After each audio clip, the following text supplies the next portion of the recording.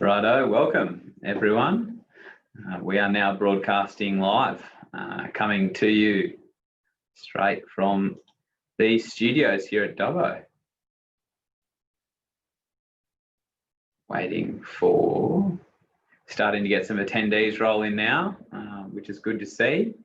And we're also have just gone live on Facebook, which is fantastic. So welcome everyone to the language of succession. Are you even listening to me? Very glad to have you all here this evening. My name is Tim Flynn, and while everyone's starting to roll in, I will just throw up a quick poll on the screen, which will, I'd really appreciate it if you'd let me know where you're listening in from tonight or where you're living. You'll see you've got 11 options have just come up, and they are the local land services districts. So let us know where you're calling in from, and we'll just give everyone a few moments just as they roll in this evening.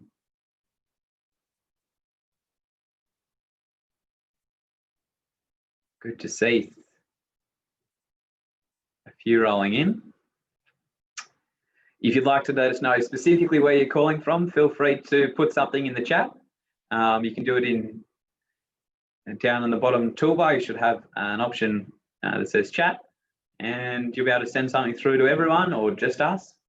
And while you're familiarising yourself with that, you should also know that if you have any questions throughout the next hour, that's where you can ask them of us. So we'll just wait until some more people come in. We've already got someone calling in, and we've got someone out in Burke. Thanks for letting us know you're out in Burke, Grace. Good to hear from you. Wondering, it's a beautiful, I think, 21 or 22 degrees here in Dubbo with the sun shining, setting in the west, promising to be another beautiful sunset. Hopefully the weather's just as great where you are. Unless you're wanting rain, then hopefully there's some on the way to you. We'll just give everyone a few more minutes to start rolling in. And if you're watching us on Facebook and you've got any questions throughout the next hour, please put something in the comments or send us a direct message, and we will make sure we answer that question throughout the evening. Okay, a few more rolling in now. Now, I work for the Young Farmer Business Program, and I'm very used to starting these webinars with a slow start. Young farmers are traditionally late. And that's also true of my co-host this evening, James Cleaver, always traditionally late as well. But if you're just joining us, please contribute by answering the poll and jumping on the interaction. Got a few more starting to roll in now. I might, in the interest of time, drop that poll off for a moment and move on to the next one.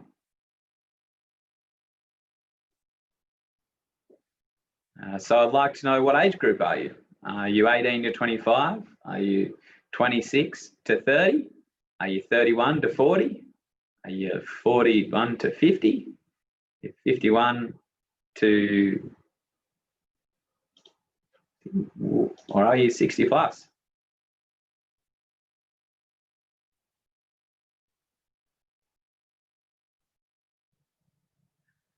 Let us know.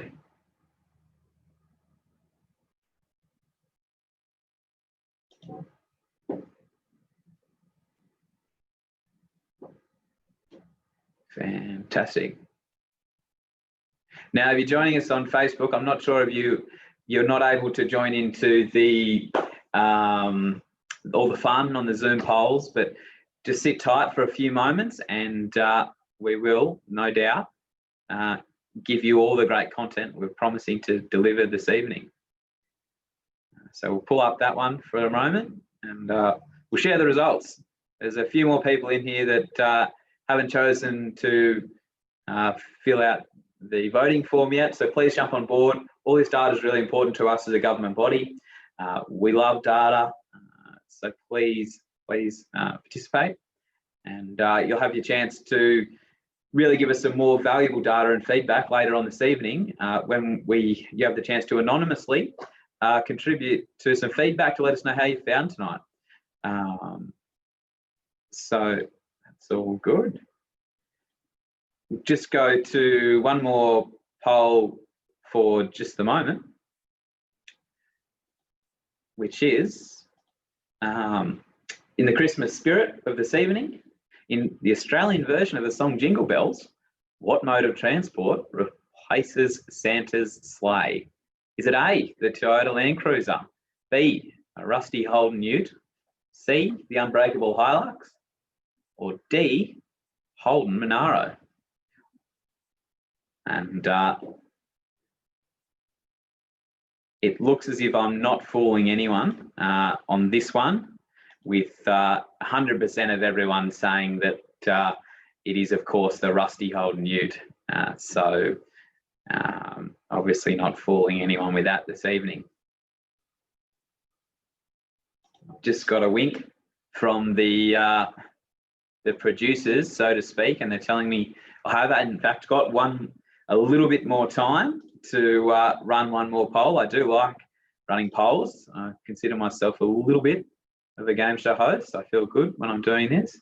And I'd like to know how you heard about tonight. Did you hear on Facebook? Did you hear through the Young Farmer Business Program? Did you hear through the Rural Resilience Program?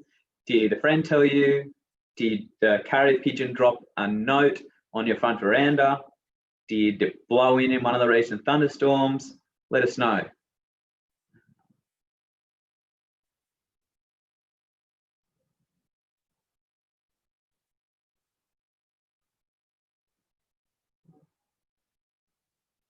Yes, just got a few messages through from those watching on Facebook. Welcome. Hope you're enjoying this evening.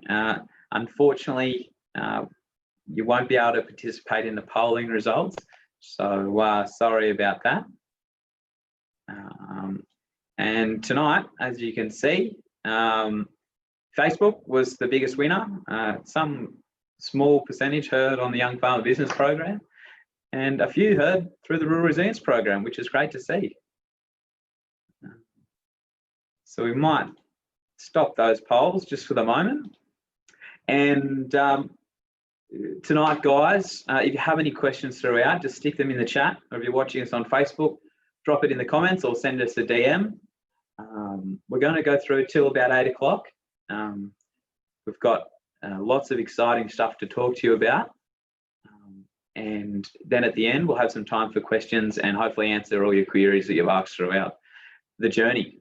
I'm going to start now by handing over to Amanda Glasson, who's going to tell you a little bit more about herself and the rest of the team, and how the language of succession came to be and how we got here today. So welcome, Amanda.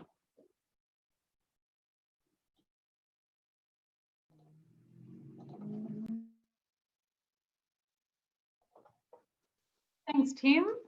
Good evening, everyone. Thank you so much for coming on this evening and joining us. And I realise, you know, everyone's really busy and we've all got a lot going on. So it's really great that you've taken time to join us this evening. So thank you very much for that.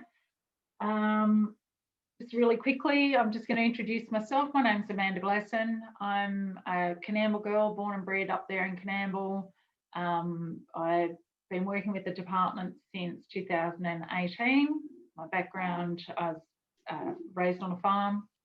Agriculture has always been the thing that I'm most interested in. So I've had a variety of jobs over the years, including manager of the sale yards up at Coonamble for a period of time.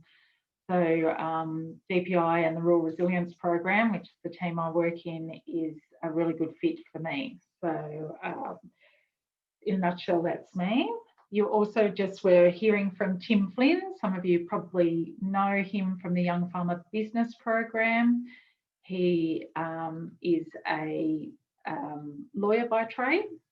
He's been working with us for a couple of years now in that program, the Young Farmer Business Program.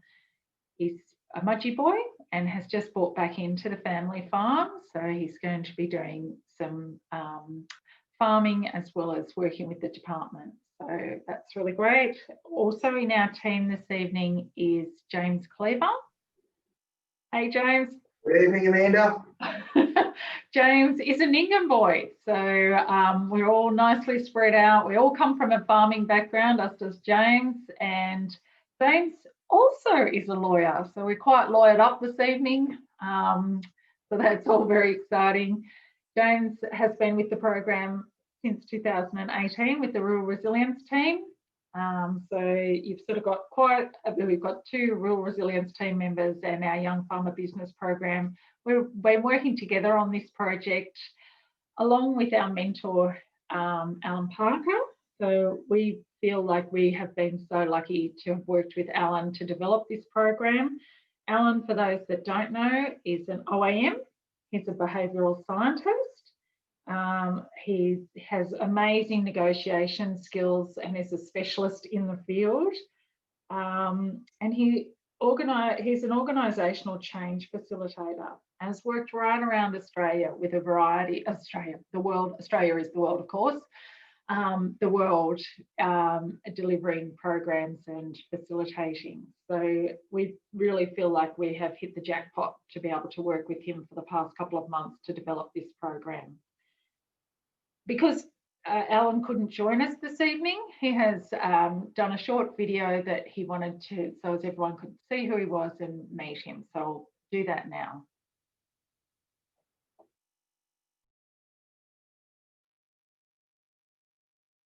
I've worked with Amanda and Tim and James, developing some of the skills that they're going to be working with you on.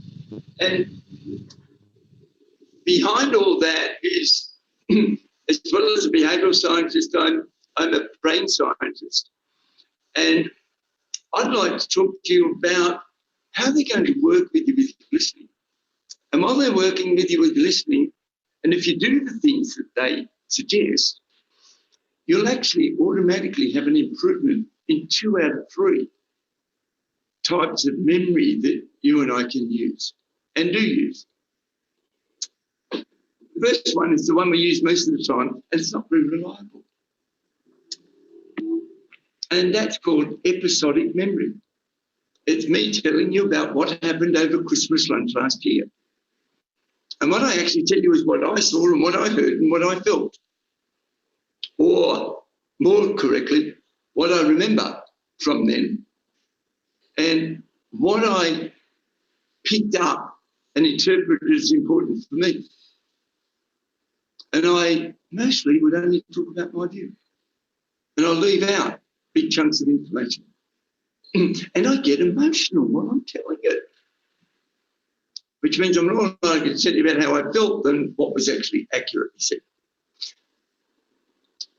With the skills, particularly when I think Amanda's going to talk to you about acknowledging what's said and clarifying what's said and confirming that you've understood what was said.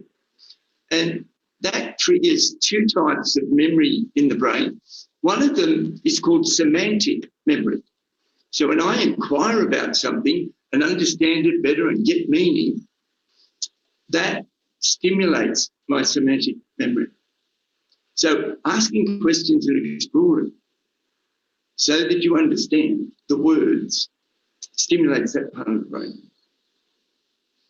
And then if I can listen really carefully and remember the exact words that you said, and really, like Amanda, I think when we were talking about Sally, you actually mentioned there was a breakfast show.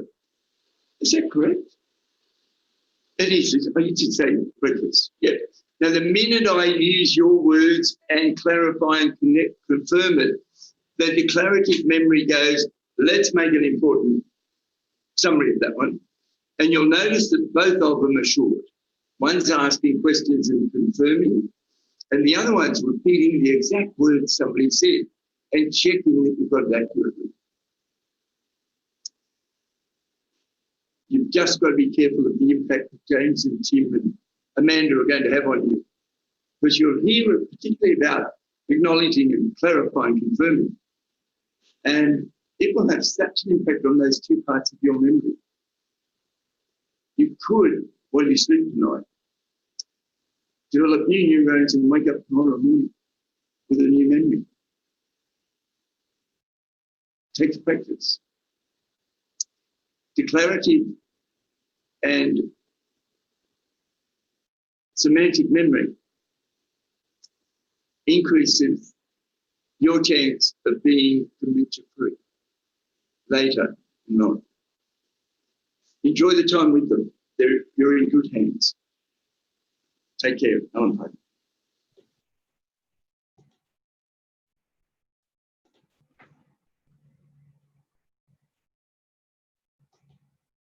Wow, what a man, and what a start, what big boots we have to fill here this evening, Mr. Allan Parker himself. Look, I'm James Cleaver, as Amanda said, and I'm going to be talking you through really the introduction to our whole workshop and where we're going to start as a foundation. Obviously, we've got the name of the workshop being "Are You Even Listening to Me?" Practical tips for harmonious Christmas conversations. There's a lot going on at Christmas time. There's people coming from all over the country. We're with people for a long time. It's often the only time we get to see people throughout the year. And being rural families, we're often coming from isolated backgrounds as well. So again, it's a great time for us to socialise, and it really is. It's at the time of coming together. What it does sometimes bring up though is this family conversation, because it's the only time that we've been in the room for the year, around what our expectations are, and sometimes it can lead to conversations like succession. But it's also important that some of the skills we're going to teach you today, they go straight to the heart and the foundation of succession. But it's for family conversations and productive family conversations overall. So what makes a successful negotiation or a successful conversation? What's the difference between walking away and feeling that matter of success, and then walking away and feeling as if you haven't got something from it, or the whole group hasn't taken something away from it? Now, what I'd like you to think about is, when we negotiate, we're actually managing 4 facets of a conversation. The first one, these 4 areas, is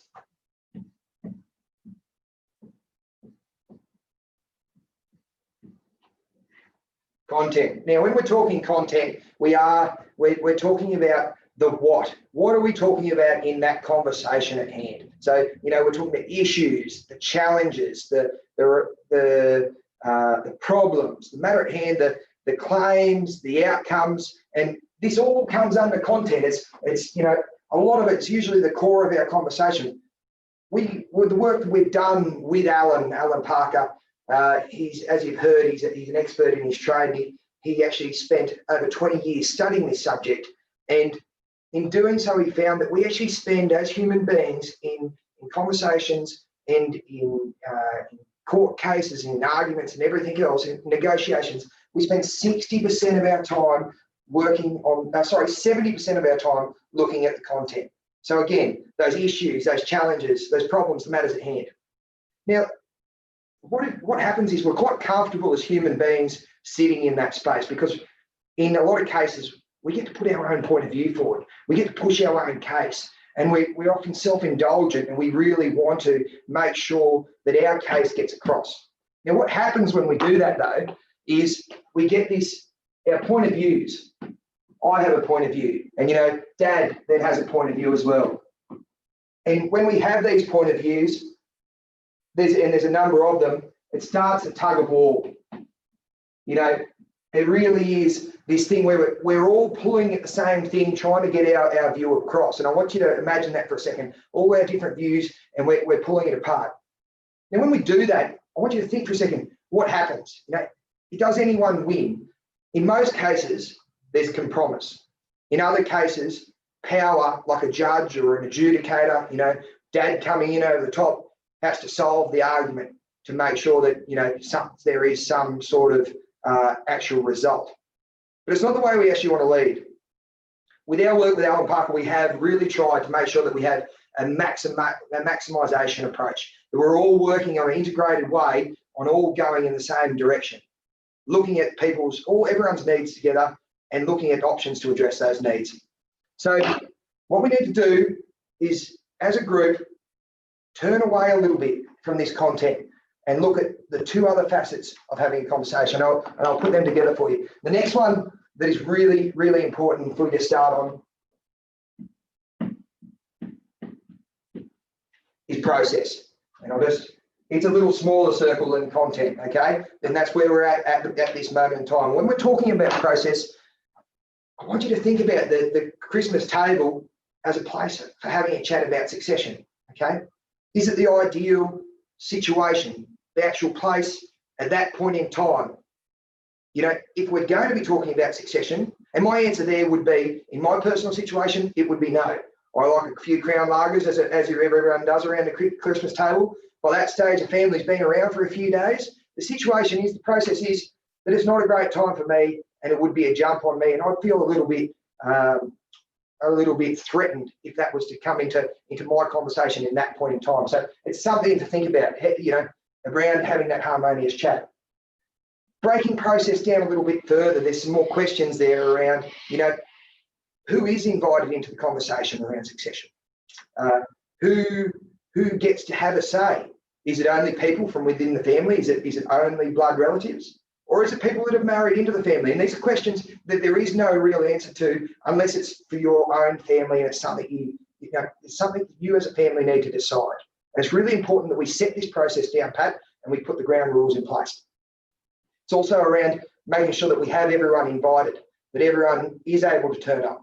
And sometimes people feel in a position of power when they're in certain environments. So again, whose dad doesn't sit at the top of the table and really, you know, claim the seat at the end?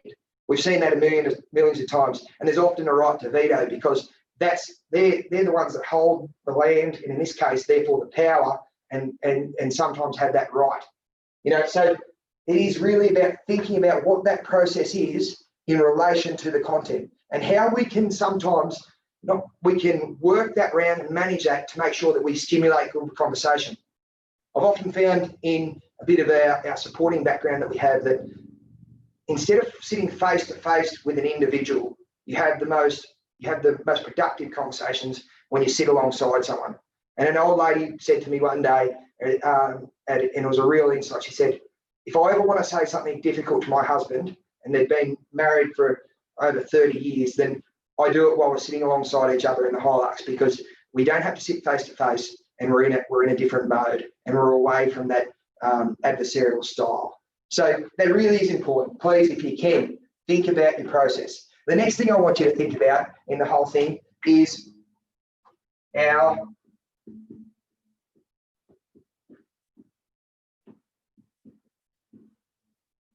relationship. Nellie spelled it wrong on our first workshop. Nellie got in trouble. But with our relationship, I want you to think about, okay, who are we talking to? Who is in the room? Their gender, their age, their values, their fears. And, you know, we want you to think, of yourself, how you relate to one person, and how that person relates to you. Are they a hard personality? Are you a soft personality? You know, we have a lot of introverts within families. We have a lot of extroverts within families. How are we going to manage these people to make sure that we're all on the same page and heading to and all looking at the same interest? Through Allan's work, we've seen that, you know, this is 70% for most people with their conversations, their family, and communicating. The challenge that I put to you when we do eventually have these conversations around succession is that we look at trying to expand these from around 15% each to around 33%. And it's really important.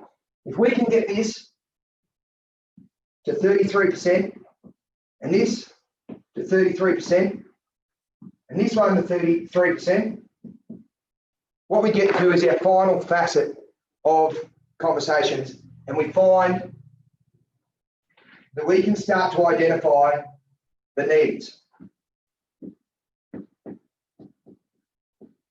Now, I could go on for hours about how the most important thing in our conversation is finding these needs at the end of the day.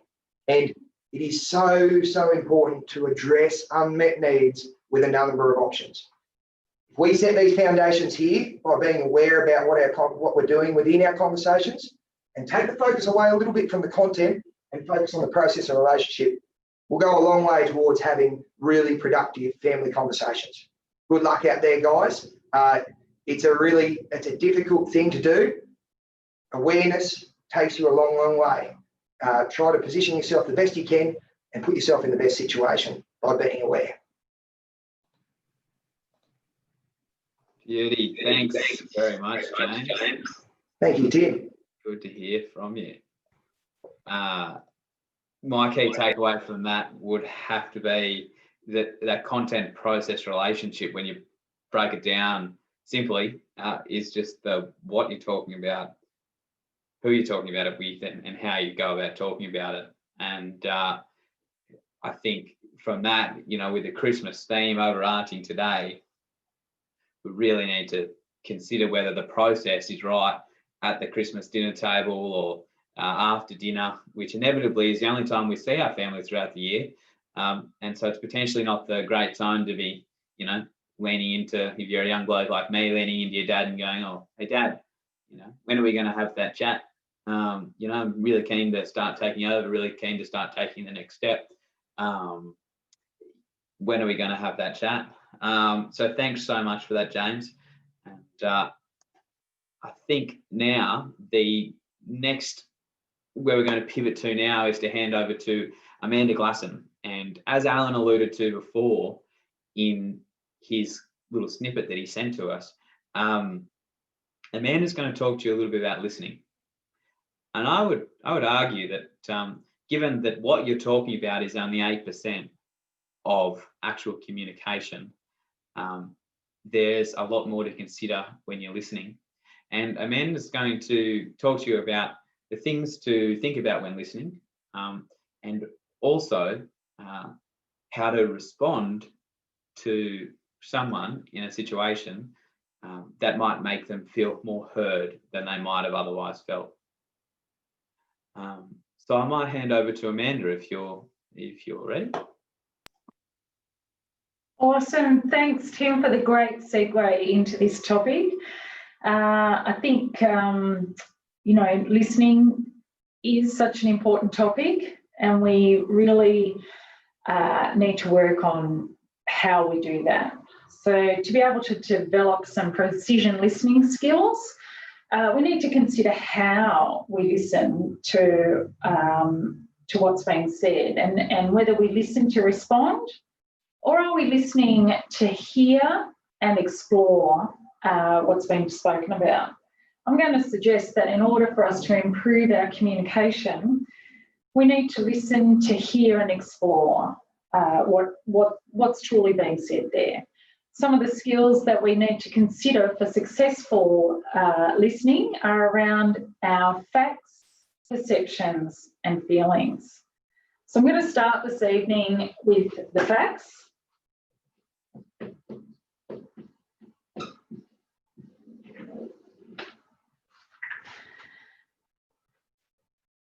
So with the facts, this is where the accuracy comes into the conversation. Most of us consider it that we are really concentrating on the facts of what's being spoken about. For example, let's say that we're actually in our family succession meeting. We'll play a bit of planning around that. And Jane, she says to Dad, what she'd really like to do is have a bit of the farm, just a small portion of the farm, to continue on with her stud cattle breeding, which she loves. She's really passionate about it. She also wants to remain working in her other business that's highly successful and is external to the farm.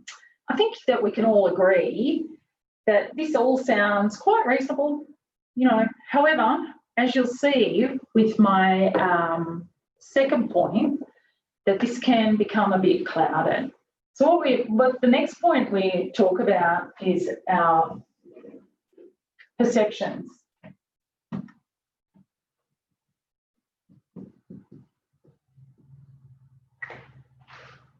So the thing with perceptions is that it is our own filters and biases that are our perceptions.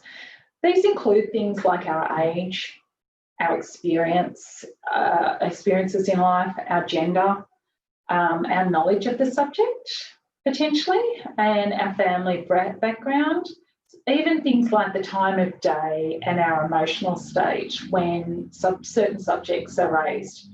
Like James was suggesting, sometimes, Christmas time's not the best time to raise succession planning potentially. So, you know, when Jane has raised her needs to have them met in the succession planning, what Dad potentially might hear is things like, Jane doesn't know what she's talking about. How can she possibly have a farm and work off farm? That's not even slightly reasonable. Doesn't she actually know how hard I've worked to amass this holding that we have? So, you know, perceptions are that's our own experiences of what's going on in the world rather than how the world really is potentially. So with that in mind, it's a really complex topic, and for tonight we're just going to keep it at that simplified version. It's something that we could talk about for hours, is perceptions and all the different areas of that. So the other thing to consider when we are listening to hear and to explore are the feelings.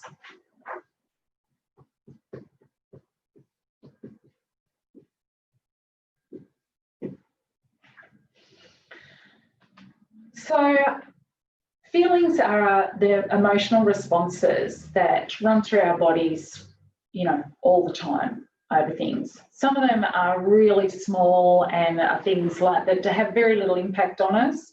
Like, you know, you're in a hurry to work and someone, you know, cuts in front of you and then they drive at like 35 kilometres an hour. You're like, oh my goodness, don't they know how desperate I am to get to work? I'm running late. Not that I'm suggesting that happens to anyone other than myself.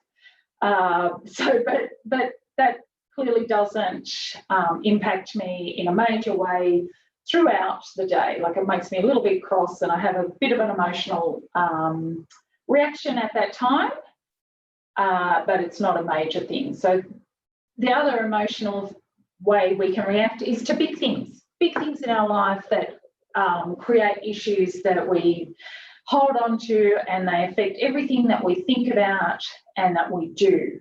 So feelings, when we're having communication in our family, are often misused and mismanaged in families. What we can find in some families, they can verbalise their feelings with great clarity, so as everybody knows how they're feeling, and that, you know, is probably quite helpful. In other families, what we find is, you know, that people either use the tone. Mums are really good at the tone. I know this because I am a mum and I use the tone often. Anyone that has a mum probably has heard the tone. So, you know, I think that's something. And our facial expressions. Sometimes, you know, in families, we'll get a particular facial expression, and sometimes we might even, our faces might become, you know, a change colour, shall we say, maybe a bit flushed in the heat of the moment. So we need to be mindful that we're paying attention to the reactions of others when we're speaking, and we wish to remain in a good, you know, a good space, especially throughout Christmas time, and gauge how others are feeling. So now that we have this, what does it all mean? What do we need to do? What is it? What's going to happen? Quite simply, but potentially it's actually not easy, we need to then consider how we move forward. So to do that, we need to acknowledge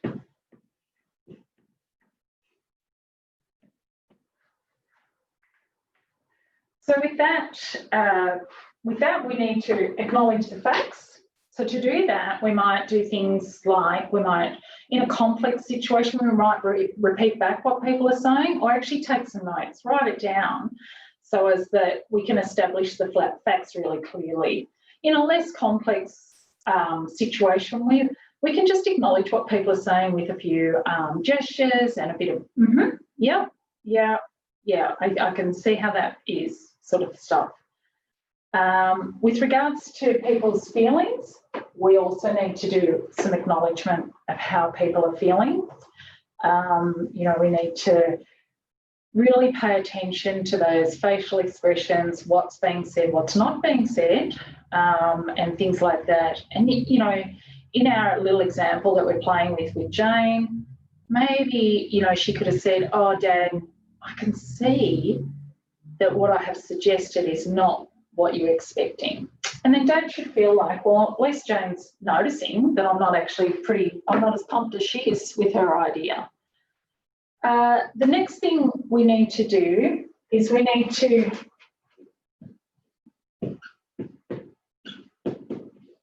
clarify.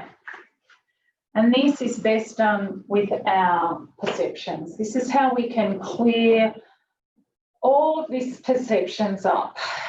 And to clarify the perceptions, we would ask questions using the what and how method, you know. Dad or either or could have said, you know, Jane or Dad could have said, or Jane could have said to Dad, what's your expectations of our succession, how that's going to work out for everyone in the future? And that would have really helped clarify where they're up to.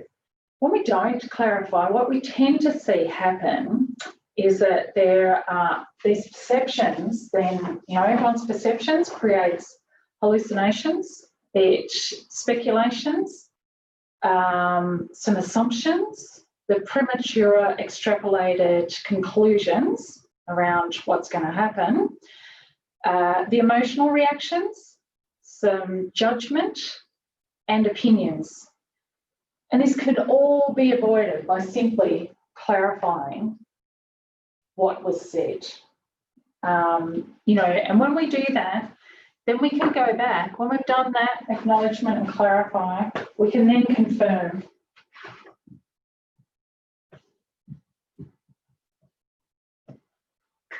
That way everyone can get on the same page. We can all be understanding each other just by doing these simple steps. Although I am aware that it's not always easy, particularly in families. So as you can see from what I've said this evening is that communication is not easy, which is probably why we often get it wrong and we end up in those situations where you think, how did we get here? I don't know, your family might be different to mine, but we often get there, especially around Christmas, and everyone's speaking over the top of the other one. And I just really want to say that we, James, Tim and myself, and I know Allan as well, we really can't overemphasise the importance of good communication, especially where families are also in business as a family business. Thank you, everyone.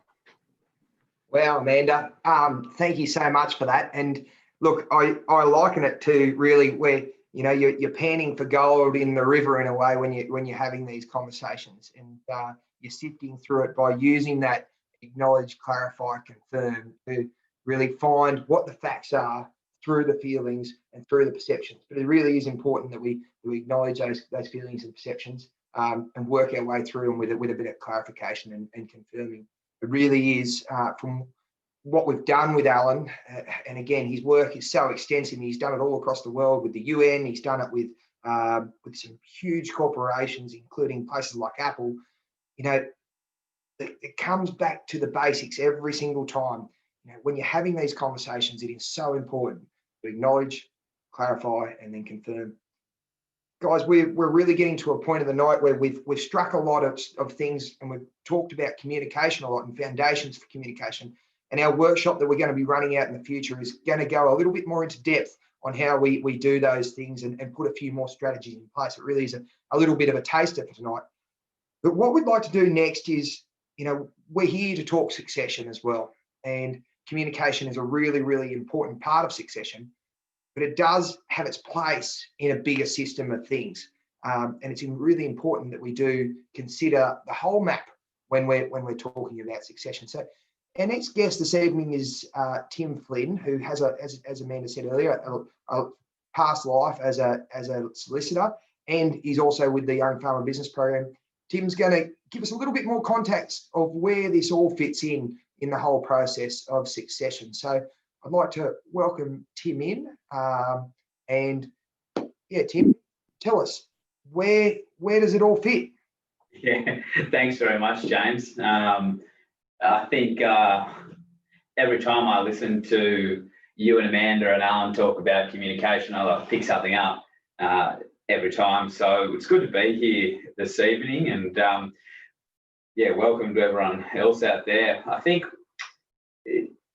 what I'm going to try and do is to shift the focus a little bit from communication specifically and trying to look at how the communication fits within a broader succession planning space. And I think, you know, the successful transfer of assets from one generation to the next at the moment is one of the biggest issues facing Australian agriculture. If we can't manage the transition from the older generation to the younger generation in an effective way, whether that be in families or otherwise, it's not going to matter what the climate does or how often there's drought, flood, fires, pest, any other biosecurity risks. If we can't transfer the assets from one generation to the other, there won't be any businesses left to worry about whether or not they're affected. I'm going to give you a bit of a mud map, a road map. It's not the be all and end all. It's not this is the absolute. It's just going to talk about a few options as to how you might get not only your needs, but the needs of the rest of your family met during a succession planning process. Now, there's lots of great succession planning advisors out there, as well as lots of great accountants and lots of great lawyers that really know what they're talking about. Tonight, I'm just going to run through about 12 things that we need to consider. I'm going to run through them in what I consider to be a bit of a logical order, but I will preface by saying that James, Amanda and I are not succession planning experts, and we do not give you specific advice. You should take the advice as general, and me being a lawyer loves a good disclaimer, and I'm glad that that's out of the way. And meanwhile, while I lay out this mud map of the succession planning process, I'm going to do it all without saying the word succession ever again. Succession. That's the last time, I promise. Okay. Where we're going to start this process, the mud map, is I think it's really important to start with a little bit of self-reflection. And, you know, we need to really get clear about what it is that we want, what it is that our wife, husband, partner might want, and what are our future goals, ambitions, aspirations. Where do we want to be? What does our 12 months, what does our 5 months, what does our 10 months look like for us? How are we going to make sure that we've had our needs met throughout our journey in the transition of farming, management and assets from one generation to the next? The next most important thing is to think about how we're going to communicate those things. How are we going to communicate our needs? And in communication, which is the whole centerpiece of the language of succession, which is what James and Amanda have talked to you tonight, what we hope to talk to you a lot about next year when we're able to go back to face-to-face events, is we're going to be giving you all the practical tools you need to effectively communicate with others to get mutually beneficial outcomes and to make sure that everyone's needs are met. Whether that be being mindful of the content, the process and the relationship, whether that be being able to effectively listen to facts, feelings and perceptions, and to be effectively able to communicate by acknowledging, clarifying and confirming what another person has said to make sure that they feel heard. All of those things plus many more we hope to share with you on the journey that is the language of succession. Once we've got the communication down packed, I think a lot of focus needs to be thought about the business, you know, and we'll just call it business planning for now. When I'm talking business planning, I'm talking about putting in place solid structures for effective formal and informal communication in your business. I'm talking structure, structure, structure. And when I'm talking structure, I'm not talking about whether you're a partnership or a company or a trust or anything like that. Let's leave that to the accountants and the lawyers. But what I'm talking about is structure. I'm talking about when do you meet to talk about different things within the business, whose formal roles and responsibility breakdown, so there's never any confusion and there's clarity in the process. Who's responsible for the short-term decisions? Who runs the operations day to day? Who makes those decisions about what crops you might plant? Who makes those big long-term decision processes about whether or not we're going to expand? Are we going to sell down? Should we look at subdividing? What's the long-term goals? Have those things really down-packed, and because you need to have a really solid base before you look at transferring something across. So I'd encourage anyone that's currently in management with other staff or family involved to really think about having those clear, defined roles and responsibilities. The next thing we're going to have to think about, and I'm just going to put 3 things up on the board, which I think are really just important, and there's no specific order that we might think about these. It's retirement planning, estate planning,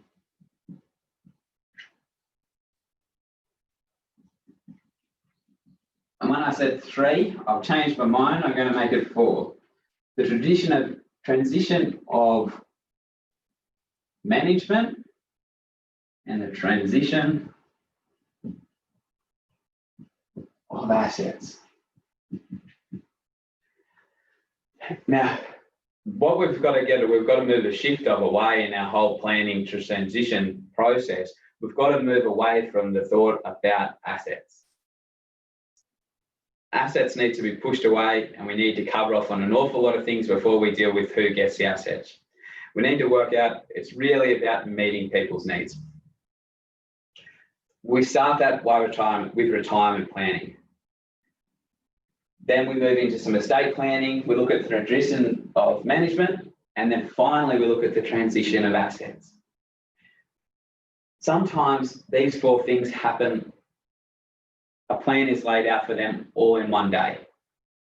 There's the ability to go and see succession planners who will step out with you or as a family together and go through this all in a day or all in a weekend. Sometimes a plan to shape these things might take 10 to 15 to 20 years to come together.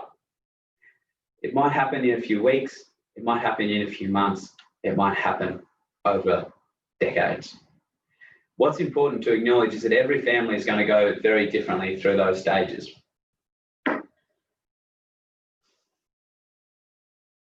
The retirement planning is probably where I think you'd like to start, because the asset holder, when we think about what their needs are, they need to know that if they're to hand over the asset, and that's what I keep forgetting as a young person, if they're to hand over the management, what do? They're retired.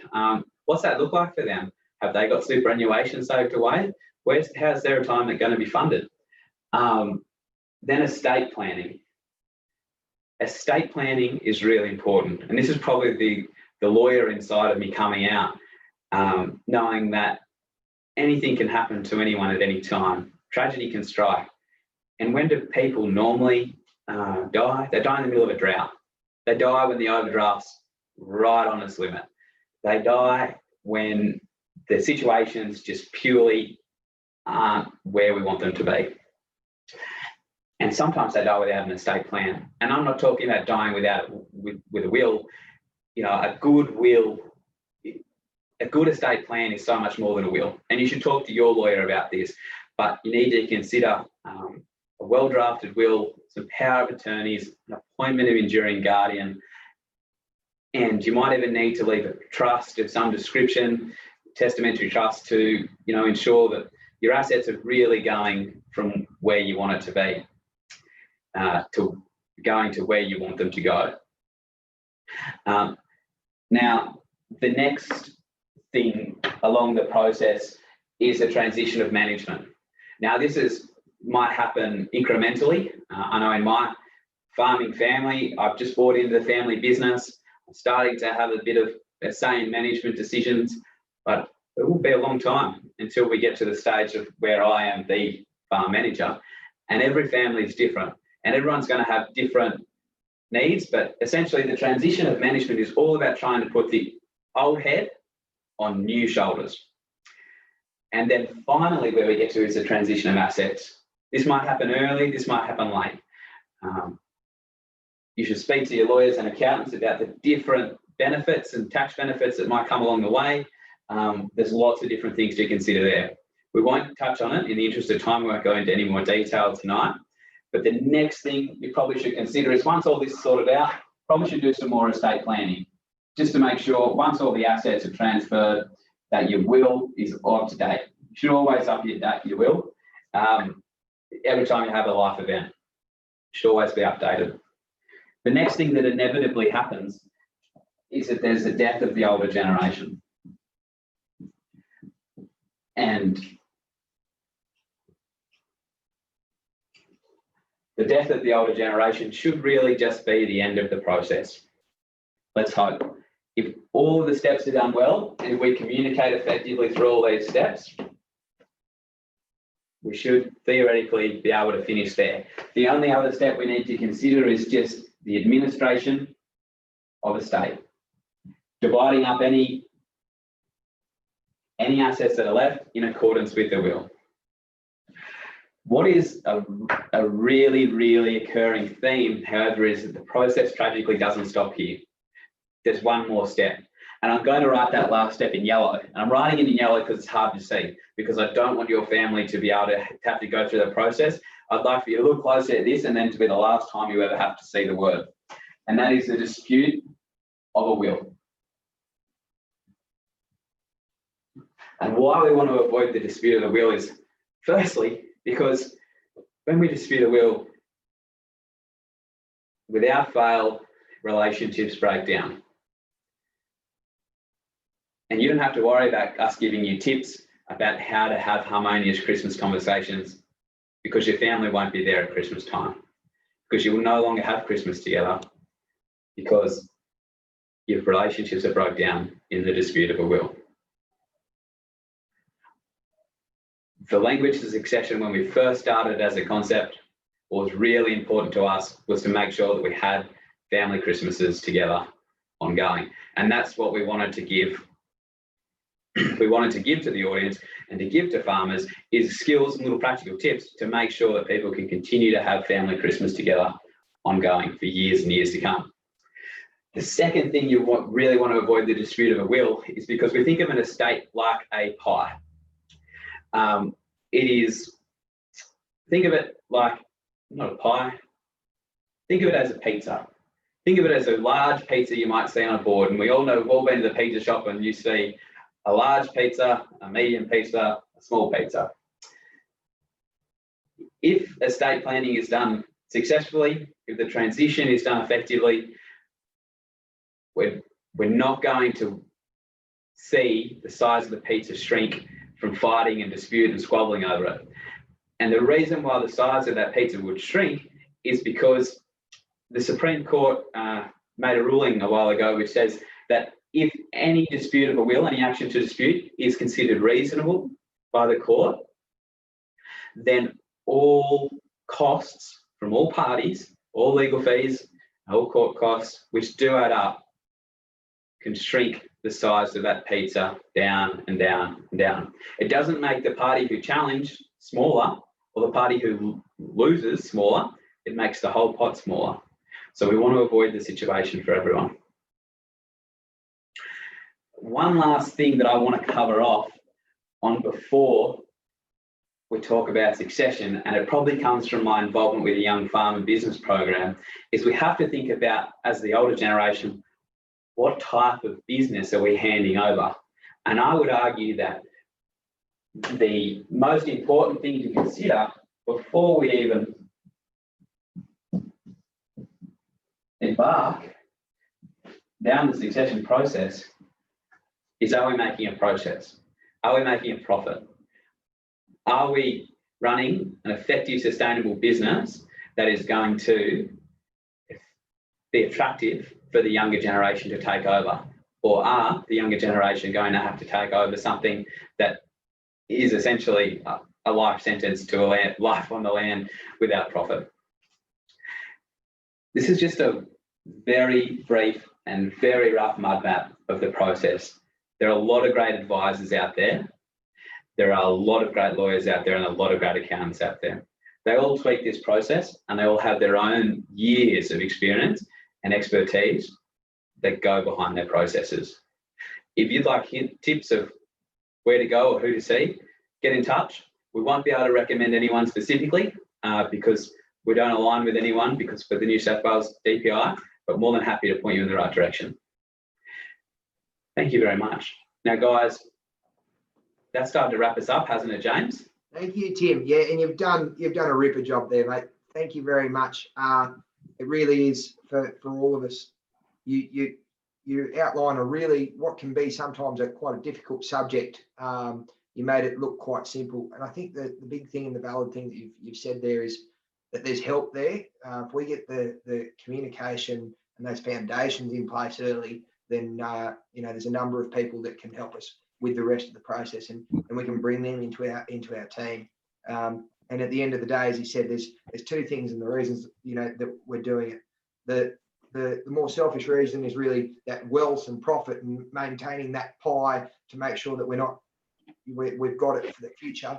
But I think at the end of the day, and it's the reason we're doing it so close to Christmas, is so that as families we can all have Christmas together. And I think when we have adverse events like we do across Australia, it's so important to have our support networks there and your family there. And so we need to treat that like the piece of gold that it is, and really look after it as best we can. So yeah, Tim, absolutely, you've knocked it out of the park. What we might do now is we've got a few questions, and we've got 3 questions, so we might try to tackle one each, and we'll try maybe to put them on the screen. I think if this works, is that possible to see? So their first question, I'll read it out to the group, is when's the best time to start succession talks? And Amanda, I might throw it to you. Yeah. We actually, when we've been developing this program, have had lots of discussions around this. And our thoughts around this is that you involve your children in your family business discussions when they're young. Start when they're young, so as it's not something that suddenly happens. If you can have these business discussions where everyone can have their say and like all the emotion comes out of it, then we learn the skills to have business talks, because really succession is about business. So that would be it's alert behaviour. It's alert behaviour. Yeah, exactly. We take away that, you kicked my dog when I was 3 or whatever. It doesn't enter into it because it's proper business discussion. Tim, a question for you, and we're putting ourselves in someone else's boots here now. I'm older and I feel like everyone's got plans to do things with the farm, but those plans don't involve me. Any ideas on getting them to see my point of view? It's a great question. Thank you for whoever sent that one in. I think as a young person, that's something, I think I'll answer this 2 ways, James. Firstly, as a young person, I think every 2nd, 3rd, 4th generation farmer needs to be really sensitive of the needs and the hard work of the older generation. And what they can hear when you are telling them your plans is they don't hear the excitement. They're not excited like you are for your plans. All they hear is that they're not part of those plans.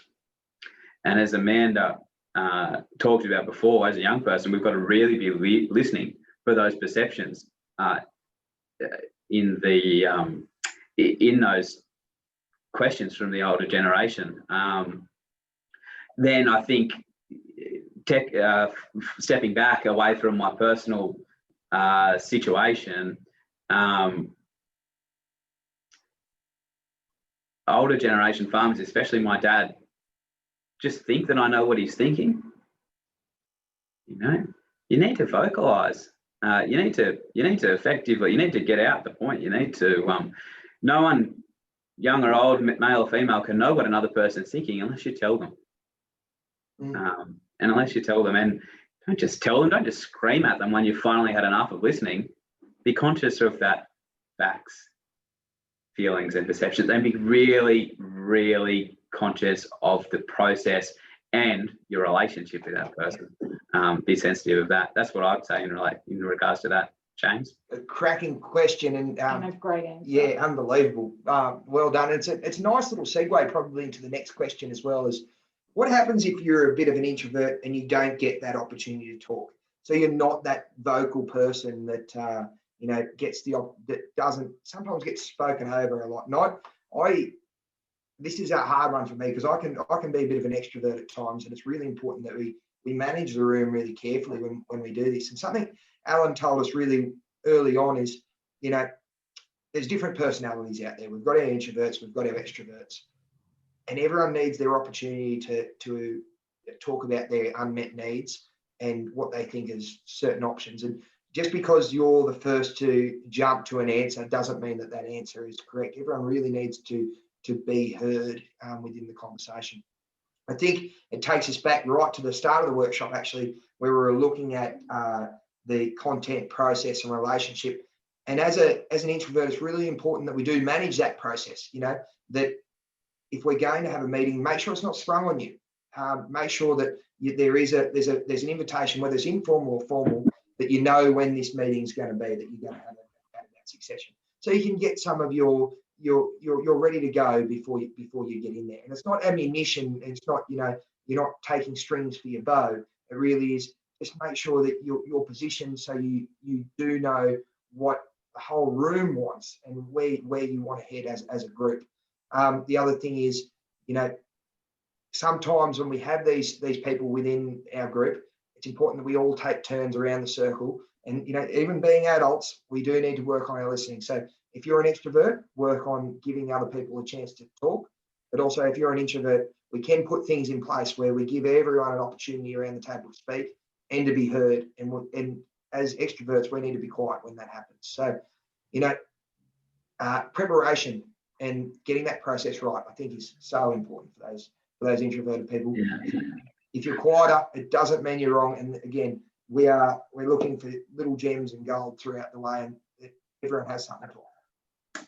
Yeah, I think that's so right, James. And I think a little practical Christmas trick for Christmas time could be, if the situation is right and if you think it might work in your family, is try and move everyone around the dinner table.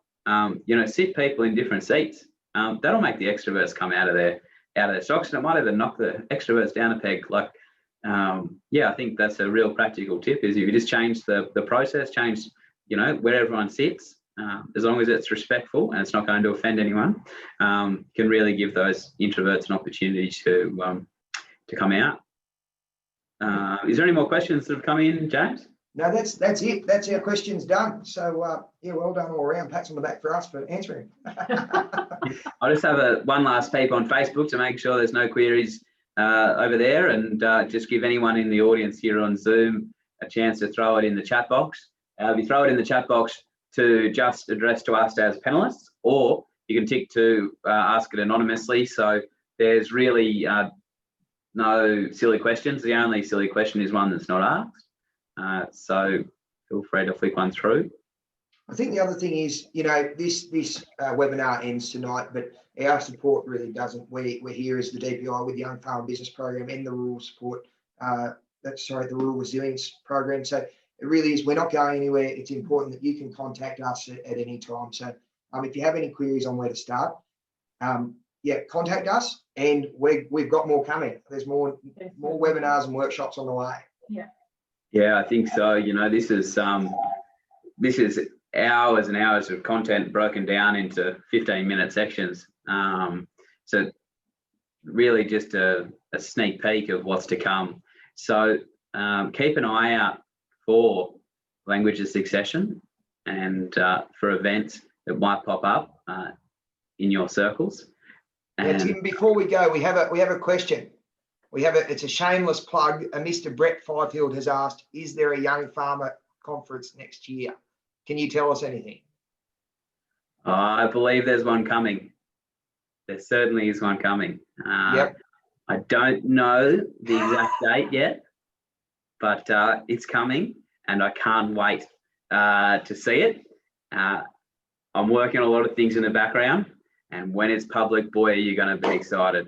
2021. I can't wait. Okay. Yes, so now that you're all excited about the Young Farmer Business Program Conference in 2021, I just want to change the tone a bit.